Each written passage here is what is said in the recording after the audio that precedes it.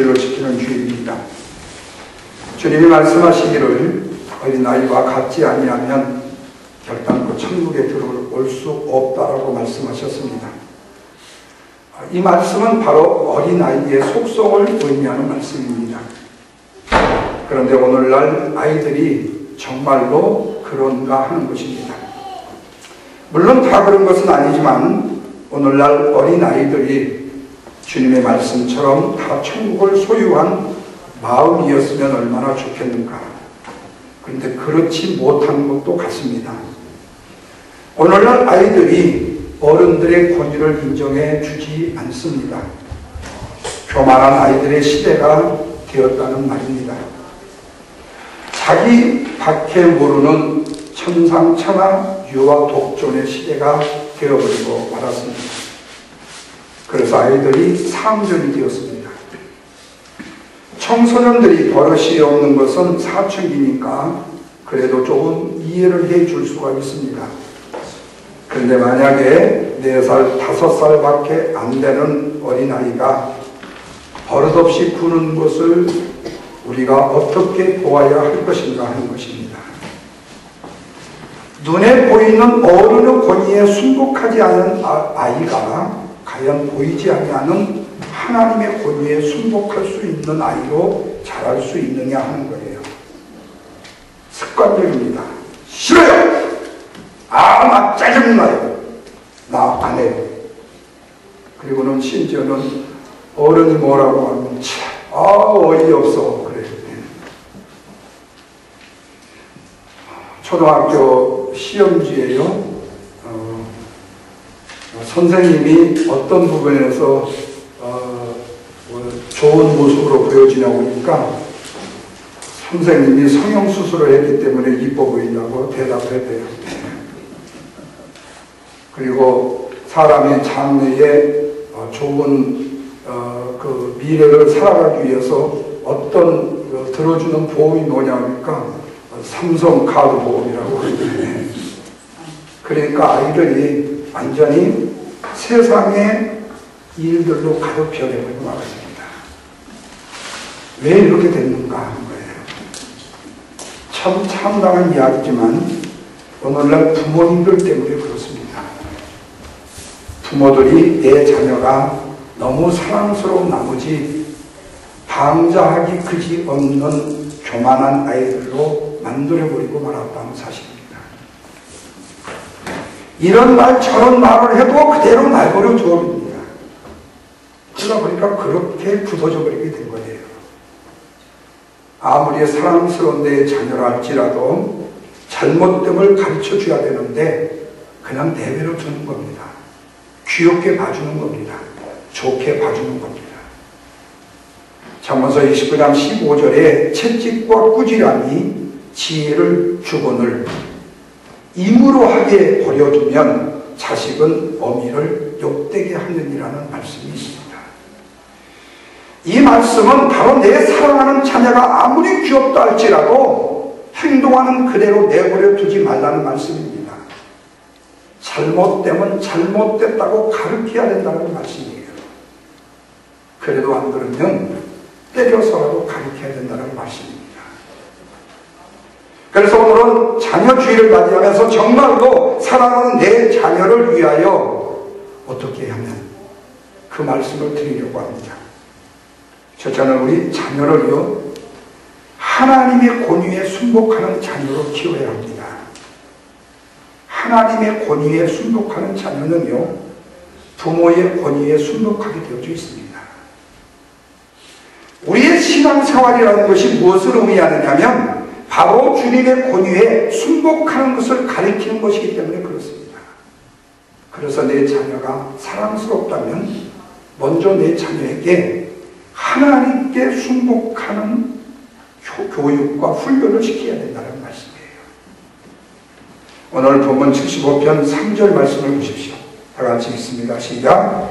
땅의 기둥은 내가 세웠거니와 땅과 그 모든 주민이 소멸되리라 하시도다. 자, 잘 보십시오. 땅과 기둥은 누가 세웠어요? 하나님이 세웠어요. 그런데 땅과 그 모든 주민이 어떻게 된다고요? 소멸돼 버려요. 소멸돼. 왜 그런다고 그랬습니까? 2절 보십시오. 주의 말씀이 내가 정한 기약이 이르면 내가 뭐하기 때문에요? 바르게 심판하기 때문이다. 그렇게 말씀했어요. 정의로 심판한다는 거예요. 부모가 이래야 됩니다. 여러분, 내 자녀에게 가장 냉정하게 대해야 될 사람이 남이 아닙니다. 내 자녀에게 가장 냉철하고 냉정하게 대해야 될 사람이 부모입니다. 부모가 내 자녀에게 냉정하게 대하지 아니하고 자녀를 바로 양육할 수 있느냐 하는 거예요. 여기서 냉정해야 된다는 말을 오해하면 안 됩니다. 냉정해야 된다는 말은 편견 없이 사랑하는 내 자녀의 행동과 말씨와 그 삶의 모습을 바로 직시하여 볼 수 있는 영적인 눈이 열려야 된다는 말씀이에요. 우리 보통 부모님들이 그렇잖아요. 남의 자식이 떠들고 장난하고 뭐하고 좀 버릇없이 불면요, 에휴 저놈 저 봐, 에휴 부자스러운 놈, 나무랍니다. 근데 내 자식이 행한 행동에 대해서는요, 이뻐 죽어요. 너무 반대해버린다는 거예요. 그런데 바로 이것이 내 자녀를 망치게 되는 근본적인 원인이 되어진다는 사실입니다. 그래서 부모는 내 자녀에게 대해서만큼은 정의롭게 판단을 해야 돼요. 옳게 판단을 해야 돼요. 내 사랑하는 자녀가 이 행동이, 이 말이, 그리고 이 모습이 과연 아름다운 모습인가, 남에게 칭찬 들을 만한 모습인가를 정의롭게 판단하라는 거예요. 누가? 부모인 내가 말이에요. 여기에 합당한 이유가 있습니다. 시편 127편 1절에 여호와께서 집을 세우지 아니하시면 세우는 자의 수고가 헛되고 여호와께서 성을 지키지 아니하면 파수꾼의 경성함이 허사고 일찍이 일어나고 늦게 누우며 수고의 떡은 먹음이 헛것이로다. 그렇게 말씀해요. 이 말은 뭐예요? 부모가 내 자녀에게 사랑보다 더한 그 어떤 희생을 준다 할지라도 하나님 앞에 바로 서지 못해서 하나님의 도움을 힘입지 아니한다면 인간의 노력으로 이룰 수가 없다는 말씀이에요. 잠언서 16장 9절에도 이렇게 말합니다. 사람이 마음으로 자기의 길을 계획한다 할지라도 그 걸음을 인도하시는 자는 누구라고요? 여호와 하나님이시라고 말씀하고 있습니다. 그래 여러분, 사랑하는 내 자녀를 위해서 부모가 엄청난 마스터 플랜 계획을 세울 수가 있습니다. 그러나 내 자녀의 그 계획들을 이루시는 분은 누구냐? 세운 계획을 이루시는 분은 누구냐? 부모가 아니라 하나님이시라는 말씀입니다. 내가 사랑하는 내 자녀의 소원을 하나님 앞에 아낼 수가 있습니다. 그러나 그 소원을 이룰 수 있고 안 이룰 수 있는 분은 누굽니까? 우리의 주관자 되신 하나님이시라는 말씀입니다.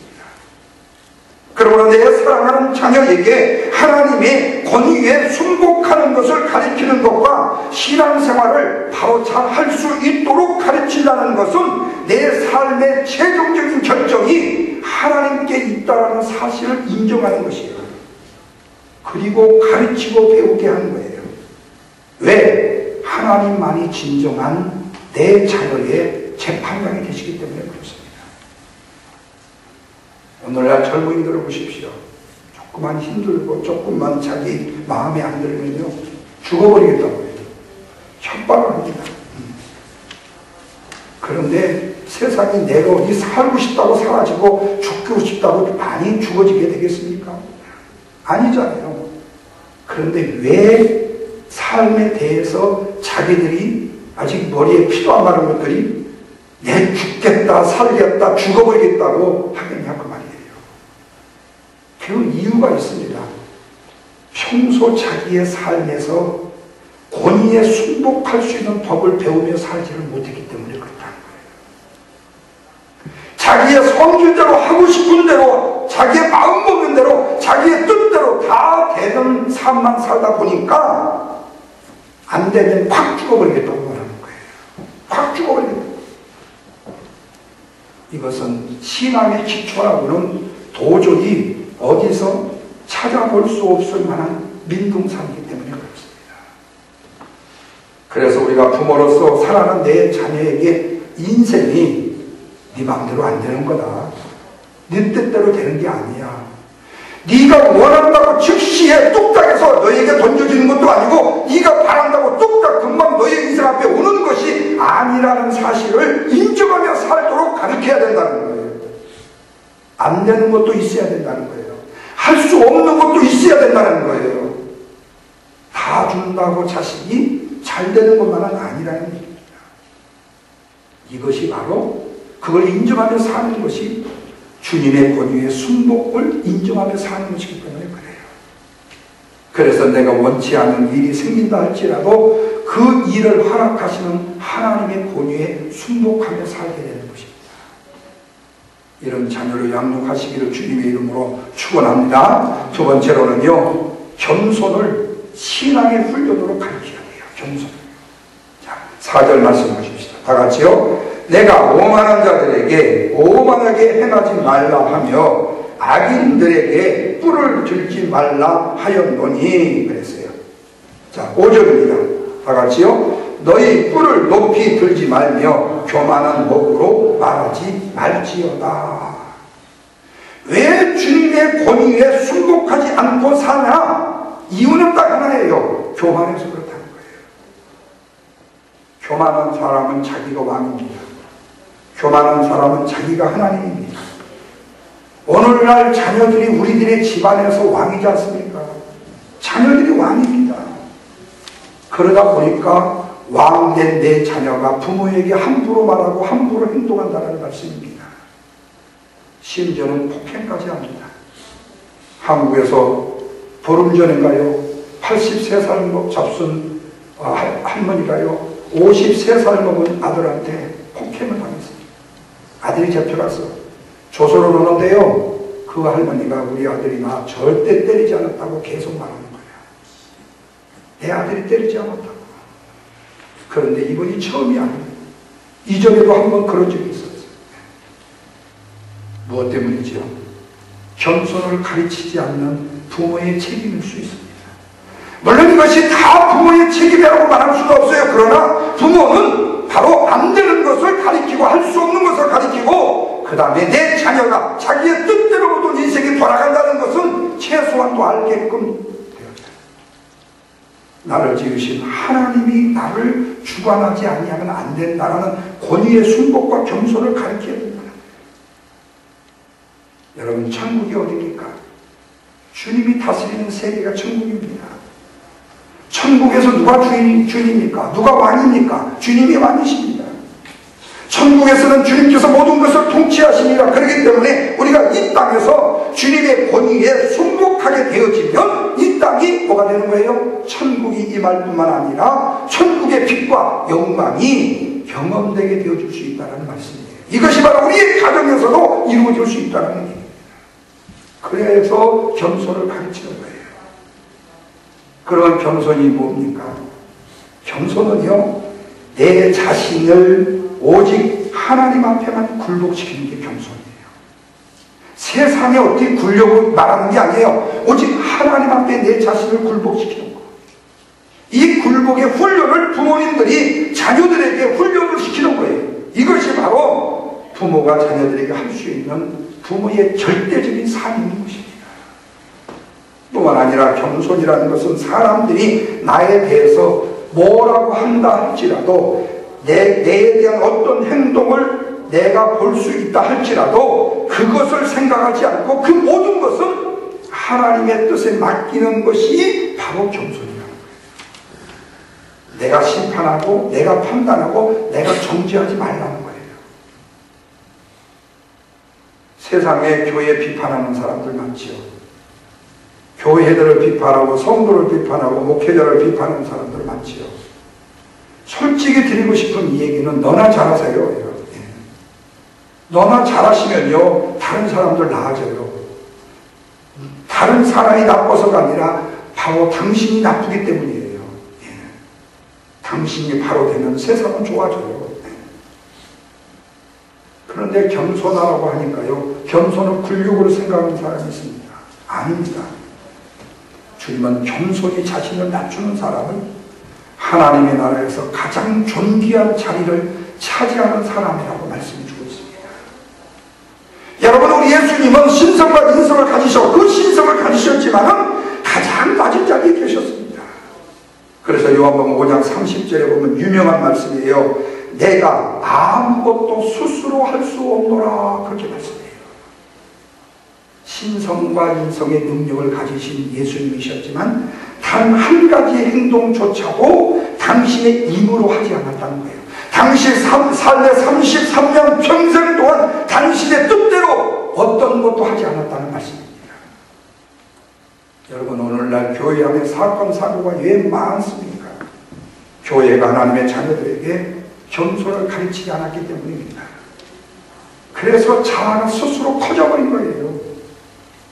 그래서 내 자신의 존재를 드러내려고 하니까 옆에 사람이 불편하고 단체가 힘들고 고통스러워진 거예요. 모임이 힘을 잃어버린 거예요. 참 죄송한 이야기지만 이 5월 되어지면서 지금 광화문에 세월호로 인해 가지고 자식을 잃은 부모님들이 머리 다 깎고 그 추운데 아니면은 그 불편한 잠자리에서 지금 대모하고 있습니다. 그래요. 나라가 바로 서야 되고 국민이 바로 서야 되는 것은 누구도 다 아는 일이에요. 그러나 참 죄송한 이야기지만 내 자식 죽음 문제를 가지고 저런 식으로 하면 내 자식은 비굴해지는 거예요. 내 자식은 떳떳해지지 않는 거예요. 저런 방법으로 나라가 변하는 게 아니에요.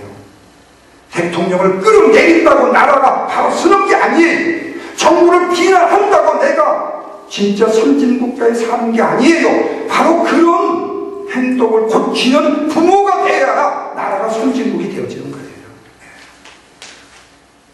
여러분, 참 중요한 요소 중에 하나예요. 교회가 힘을 얻고 우리의 가정이 힘을 얻고 내 자녀가 힘을 얻기 위해서 먼저 가르쳐야 될 것이 뭐예요? 겸손입니다. 하나님 앞에 순종하는 법을 가르치는 거예요. 겸손은 저절로 생겨나는 것이 아닙니다. 그래서 내 자녀의 겸손을 위해서 부모는 기도해야 되고 겸손을 신앙의 훈련 목표로 삼아야 됩니다. 이런 가정 되시기를 주님의 이름으로 축원합니다. 마지막으로는요, 죽기까지 낮추는 걸 가르쳐야 돼요. 자, 6절 말씀 보십시오. 다 같이요. 물은 높이는 일이 동에서나 서에서나 말미암지 않고 남에서도 말미암지 않고 7절이요. 오직 재판장이신 하나님이 이를 낮추시고 저를 높이시리라. 자, 말씀 잘 보세요. 잘 보세요. 재판장이신 하나님께서 낮추시고 높이시는데 대저 높이는 일이 동에서 있고 서에서 있고 남에서 난다 할지라도 이를 낮추고 높이시는 분은 누구라고 했어요? 하나님이시라고. 그렇다면 여러분, 나를, 내 자녀를 높이시기까지 우리는 뭐 해야 되죠? 기다려야 된단 말입니다. 그런데 우리는 스스로 높아지려고 합니다. 나만 높아지려고 하는 것이 아니라 내 자식도 부모의 뭐를 입어가지고 후광을 입어서 높아지려고 한다는 거예요. 교양과 훈계가 필요한 내 자녀까지 높아지기를 기대하는 겁니다. 그러나 내 자아가 낮아지지 아니하고는 사람에게 존경을 받을 수 없다는 데 말입니다. 예수님은 빌립보서 2장 8절에서 말씀해요. 겸손하셔서 자기를 낮추시고 죽기까지 복종하셨다고요. 하나님께 순복하는 것을 증명하는 길이 이것밖에 없었다는 거예요. 다시 말하면 당신을 죽기까지 낮추시고 당신이 져야 될 십자가의 길을 가는 것이 바로 주의 말씀, 아버지의 뜻에 순복하는 증거였다는, 증명이었다는 거예요. 예수님도 인간적인 성품으로 혈기도 있으셨어요. 예수님도 인간적인 혈기 있으셨어요. 그런데 하나님의 영광을 나타나기 위해서 죽음의 길, 다른 길이 없었기 때문에 갖은 모욕과 치욕과 조롱과 조소를 받으시면서도 불구하고 묵묵히 십자가를 지신 거예요. 심전에 한편의 강도가 야 예수야 네가 메시아라며 그런데 너 왜 메시아가 저기서 죽냐 너도 좀 살고 우리도 좀 덕분에 살려주면 안 되겠니? 그런 강도에게 조롱을 받으시는 그 예수님, 인간적인 힘으로 같으면 10번이라도 당신을 십자가에 못 박는 모든 병들을 싹 쓸어버리고, 그리고 저 제사장들, 자기를 비난하는 바리새인 서기관들 다 진멸을 시켜버릴 수 있는 능력이 그분에게 왜 없겠냐 그 말이에요. 그럼에도 주님은 꿋꿋이 참으셨다는 거예요. 왜? 내가 죽음에 이르는 길이 내 아버지께 나를 뭐하는 것? 순복하는 것의 증거로 보일 수 있기 때문에 그랬어요. 여러분, 우리가 우리의 자녀에게도요, 겸손이라는 것이 내 자아가 죽는 데까지 인도해야 되는 거예요. 이렇게 함으로써 우리가 우리의 자신을 얼마나 하나님 앞에 바쳤는지를 증명시킬 수 있기 때문에 그래요. 그래서 죽기까지 하나님 앞에 순복하고 죽기까지 하나님 앞에 겸손해야 된다. 여러분, 우리가 신학성경에서 가장 겸손의 한 인물을 꼽으라면 바울을 꼽을 수 있습니다. 바울은 겸손을 소유하여 고린도전서 15장 9절에서 이렇게 말해요. 나는 사도 중에 지극히 작은 자라고 해요.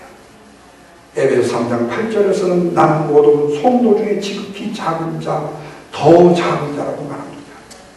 디모데전서 1장 15절에서는 죄인 중에 내가 괴수라고 고백을 합니다. 바울은 시간이 지나면 지날수록 더 겸손한 사람이 되었어요. 시간이 지나면 지날수록 더 자신을 낮추는 사람이 되었습니다. 신앙생활을 오래하면 오래할수록 더 겸손이 낮아지는 사람이 되어야 되는데 왜 높아지는 사람이 되어지냐는 거예요. 자아가 죽지 않았기 때문에요. 그러나 내 자아가 죽을 때 내 옆사람이 편안합니다. 내 자아가 죽을 때 자녀들에게 본이 되어서 겸손히 섬기는 내 자녀로 양육할 수가 있습니다. 죽기까지 낮아지면 부모가 되어야 합니다. 그로 인하여 우리의 자녀들이 이런 신앙의 축복을 누릴 수 있기 때문입니다. 이 축복을 누림받는 우리 성도들의 가정과 여러분과 자녀들 되시기를 주님의 이름으로 축복합니다.